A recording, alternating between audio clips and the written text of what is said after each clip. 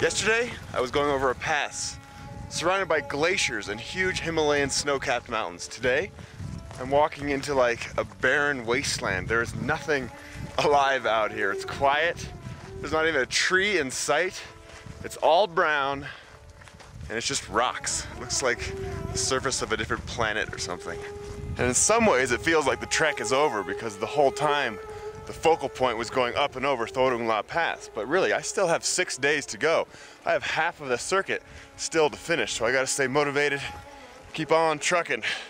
And at least this side of the trail should be easier physically on the body, but there's still plenty of cool things to see, cool villages, and I'm sure a lot more surprises.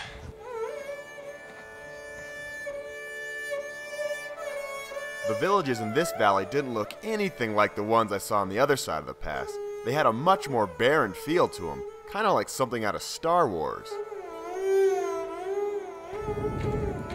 So I've made it all the way down to the river valley, and it's really windy down here. And there's a road now, and there's cars, which kind of makes it a little less magical to be walking through the Himalayas when there's cars zipping past you and dust blowing in your face. There may be a road, but donkeys and ponies still outnumbered the vehicles, and this made me pretty happy. Namaste! And it might be windy down here, but this wind is full of beautiful oxygen. I can finally breathe deeply again. Feels really good. It's a lot more comfortable.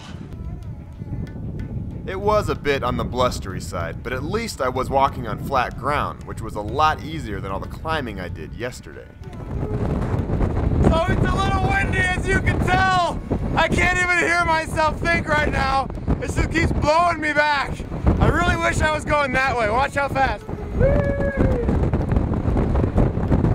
Ah! Stop it! Ah! Yeah, so it was pretty windy, but I couldn't do anything about it. But pretty soon, it wasn't windy anymore. So as you can see by my hair sticking straight up, I've been in the wind all day long. And now I'm finally done, and I'm in this cool little village called Marpha. Let's go check it out. Marpha is super cozy, and all the tight alleyways provided a nice sanctuary from the wind. I hadn't been to any other town like this one. It was bigger than most villages I had stayed in, and had a more urban vibe to it. We're not talking New York City, but it did have some high-rises. Check out that house right there on stilts, right there on the edge of the cliff. That's pretty cool. Cozy place to live. Left to right, where should I go? I'm gonna go right. Boom! You gotta watch out for donkey poop in these here parts. Everywhere you go, there is donkey poo. And it's slippery, so watch your step.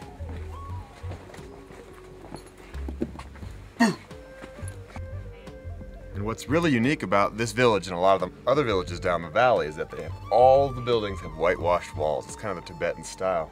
And if you brush up against it, you'll have a whitewashed shoulder. Cool, huh? It was also an easy place to make friends. Jump? Oh, okay. Everybody count. 1, 2, 3.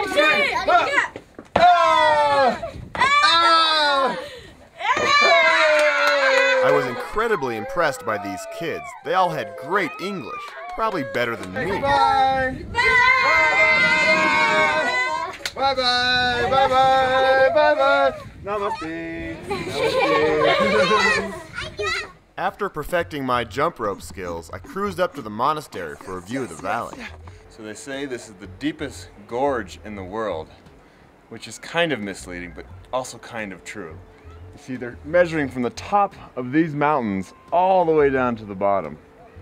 And if you measure that way, well then yeah, sure, it's huge. So it is the world's deepest gorge, but it's not exactly a gorge like the Grand Canyon. But it is still beautiful. I don't care about the record books. I'm happy about this place. My name is Ryan. Ryan. While loitering around, I met a young kid who invited me in. Tati, my friend.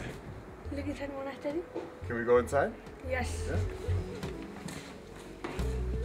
This is quite a surprise. I had no idea this kid was going to show up and say, hey, come in the monastery. So you can't smell this place, but it smells so good. Probably hundreds of years of awesome incense being burned in here. It smells so awesome.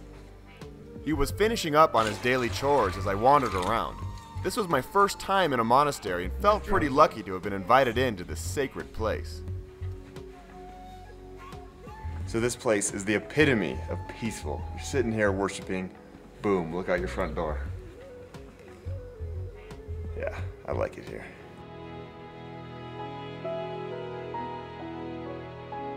So this town is surrounded by apple orchards, as you can see right here.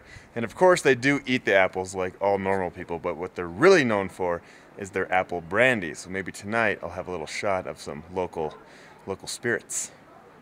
So I have my beautiful dinner here. I'm so excited to rip into it.